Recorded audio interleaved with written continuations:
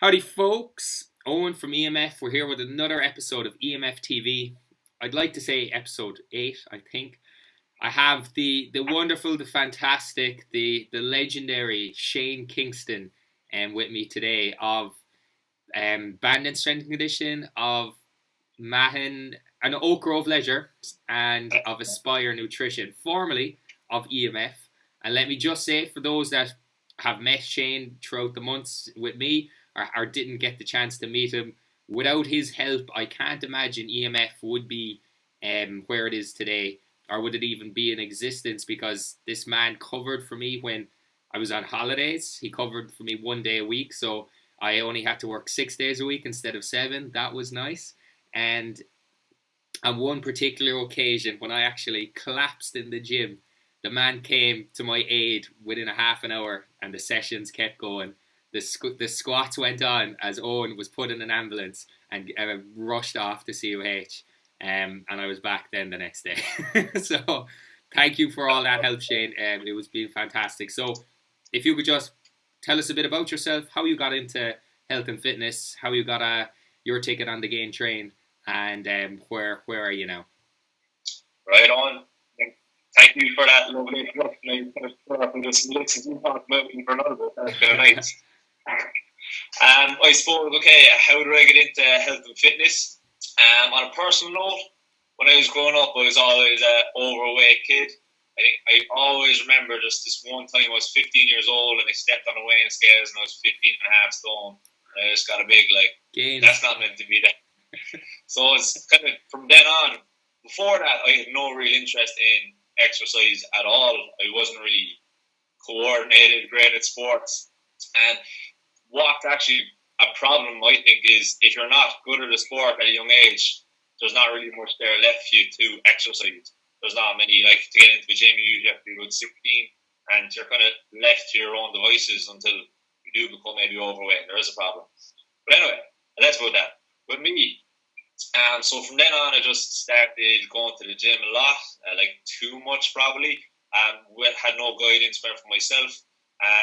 This literally continued on for 3 years, where I literally made every mistake that when I look back now, I wish I had someone to guide me.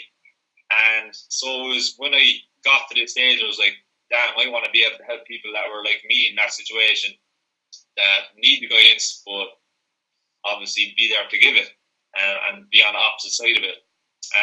I then just with my own, I got down to a really low weight, probably too low for my height. I was a 6'2" guy at 11 stone. So in kilos, I think that's under 70, quite little, around 70. So I was a skinny dude then. So then I decided, right, let's put on a bit of muscle. Did bodybuilding for a few years, got bored of bodybuilding, started doing other stuff. Basically just messed around with different styles of training to keep myself interested. With career path, education, stuff like that, I went to UL and did sports and exercise science. Coached throughout my time in college as a personal trainer and strength and conditioning coach. Finished college then, kept coaching, and realised that nutrition was a big part of where I got myself. And from coaching, I realised I was spending 60-minute sessions. Yes, people were exercising, but it was all just chat and talk about nutrition. What should they eat? How can they get their goals with regards to nutrition? They find exercise grand, but it's the other aspect of nutrition that they're finding really difficult. So my PT sessions turned into nutrition consultations out of nowhere, and it kept being the same recurring thing. So I decided, okay, let's start online nutrition coaching as Aspire Nutrition, and that has launched as of January this year, and so far it's been very enjoyable and quite successful. So that's where I'm at the moment. I'm working out at 2 gyms and doing that and loving it. Brilliant. Glad to hear you're loving it. You mentioned the science aspect of nutrition in particular. How do you feel it plays a role in how you help others understand it and apply it to get results, I suppose? Okay, yes, well, right. So the science, I always think of 2 types of clients when it comes to nutrition, and even coaching as well. Is like the people that want to know how it works, and the people that want to know what they need to know. And 90% of people fall into the bracket of they want to know what they need to know, and that's the right way to do about it, really, unless you want to yourself become a nutrition coach or a personal trainer and need that little bit of knowledge. So from the science aspect, I, from college especially, have learned how to research properly, detect if something's, I suppose, bullshit or truth, from a methodological point of view.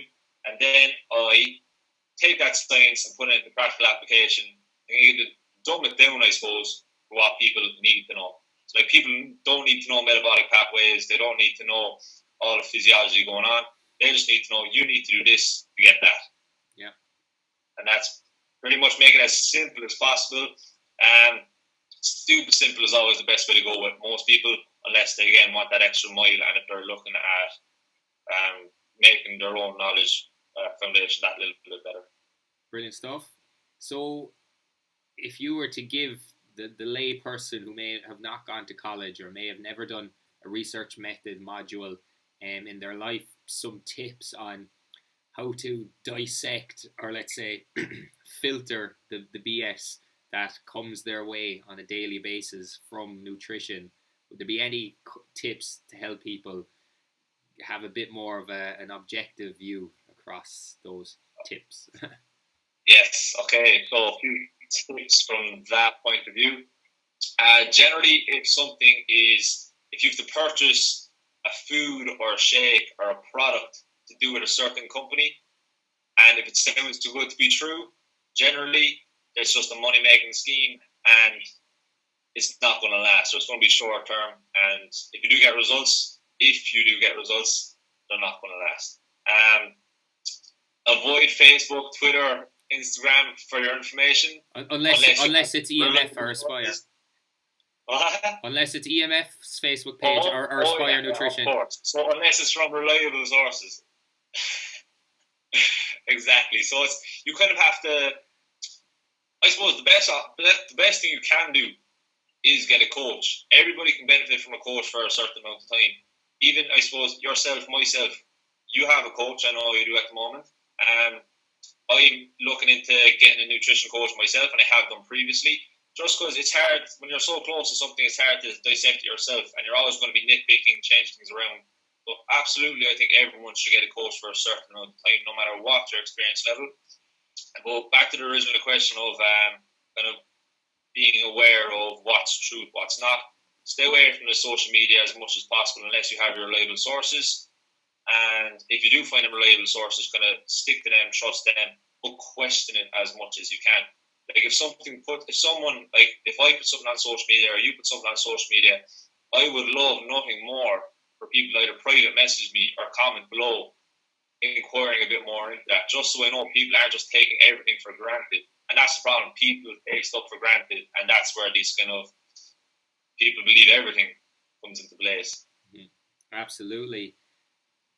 One thing, I'm sure you come across it, you spoke a lot about nutrition, and people, rightly or wrongly, believe in the role of training in terms of weight loss and weight gain.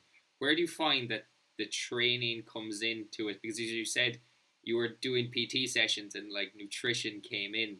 Do you find when you're in the nutrition realm that training comes in as well and people may have some misconceptions? Absolutely. Yes. So with regards, I suppose, let's take weight loss, for example. You do not need to train to lose weight. You need to master your nutrition and get some fundamental principles in there to lose weight. Will training help? Absolutely, but it's not a must. So majority of the clients that I get would be people that have come from training backgrounds that want to either gain muscle, lose weight, perform better. But it's very, very rare that I'll get someone that coming to me that has no background in training. And that's something I think that I'd love to see more of. People that maybe aren't interested in too much exercise or don't train too much, that like your average Joe, I suppose, that if they want to lose weight, they can do that from nutrition. Nutrition is where it's easy to get results regards weight loss. If you train and aim to lose weight but don't take nutrition, it's going to be a very difficult job. The training session, let's say, you might burn 300 calories in an hour training session. To eat 300 calories less per day is very simple. You could bring that down to 500, 600, double what you do in a training session, but far less effort involved in it. All you do is you just need a little tips and tricks and a bit of education to be able to do that. So I think everyone should focus on nutrition more than training with regards fat loss in particular, because it's going to be a lot easier and it would benefit you that way. Very good. Yeah, absolutely. You mentioned there you made a mention to fundamental principles.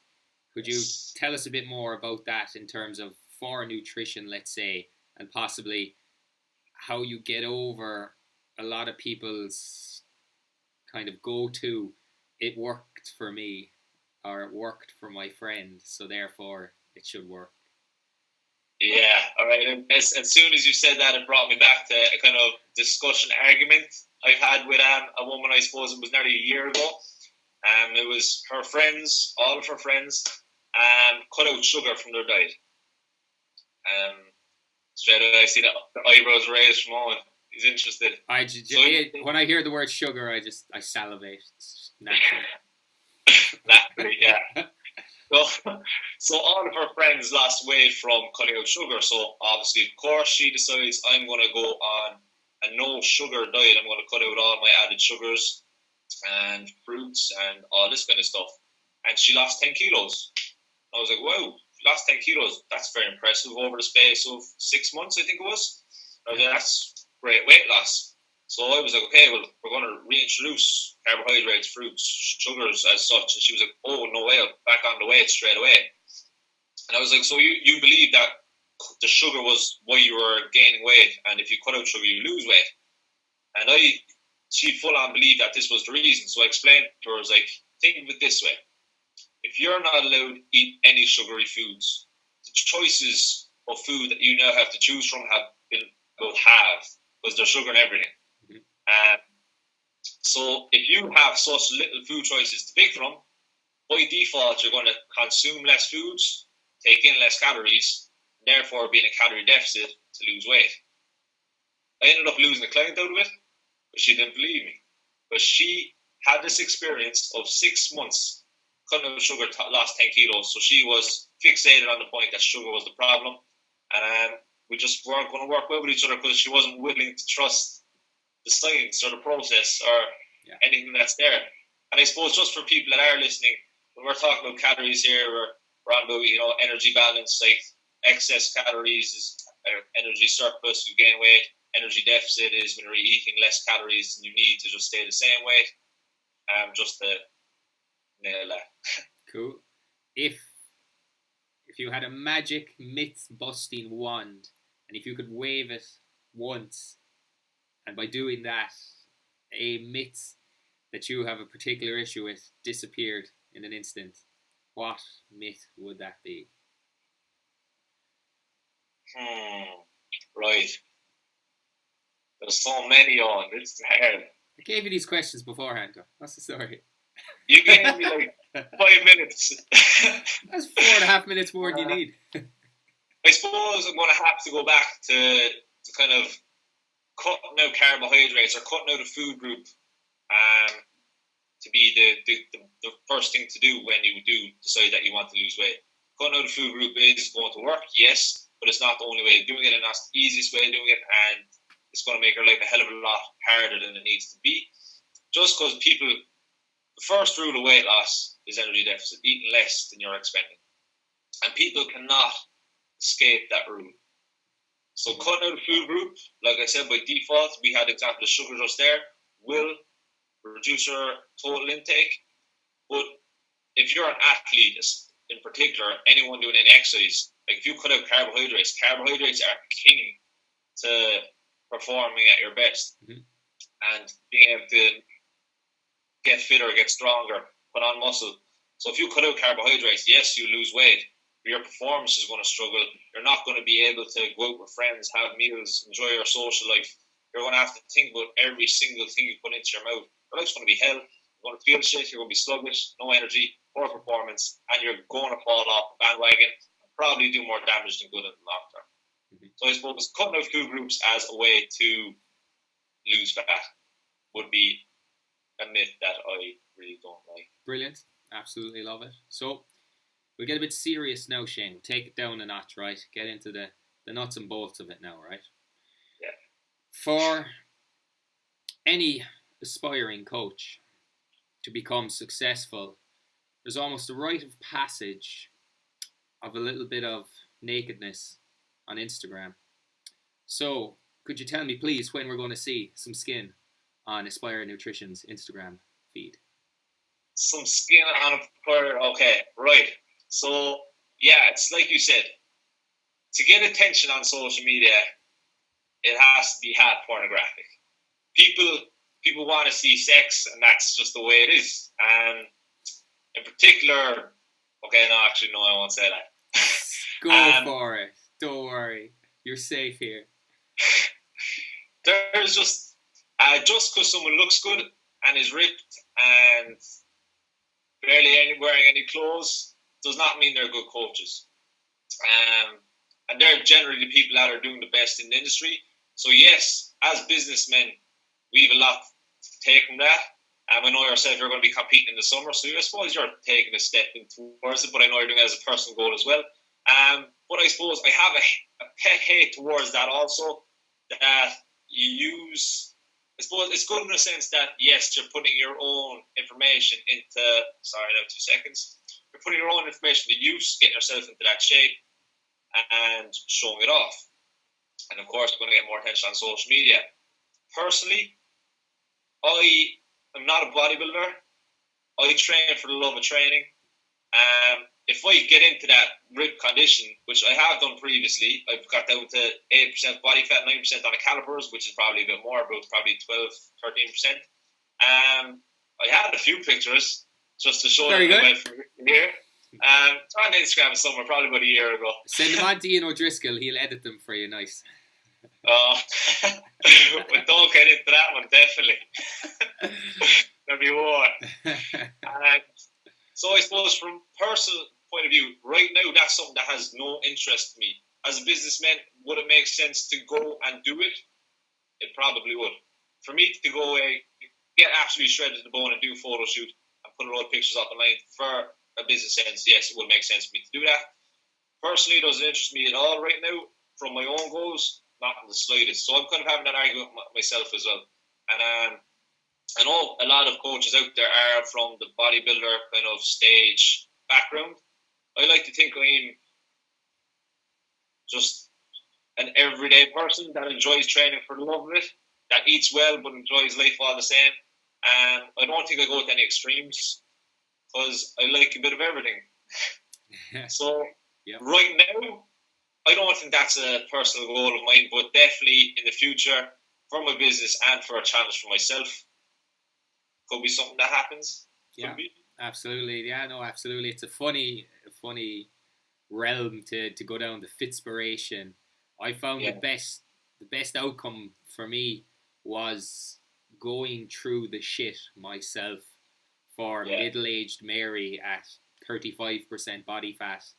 To go to 30% body fat would be the same as me trying to go from 14 to 9. And I'm thinking, God, she can't get from 35 to 30. That's pathetic. Like, Jesus, she's so lazy. She doesn't want it. And if she had turned around to me to said, and it's the same as you dieting 6 months for a shoot. And I go, right. Well, fair play to you for starting. And we're in this together. And look, we'll take it day by day. That was great for me because when I got the best pictures I have of myself, I felt the worst. Felt like shit. Training was terrible.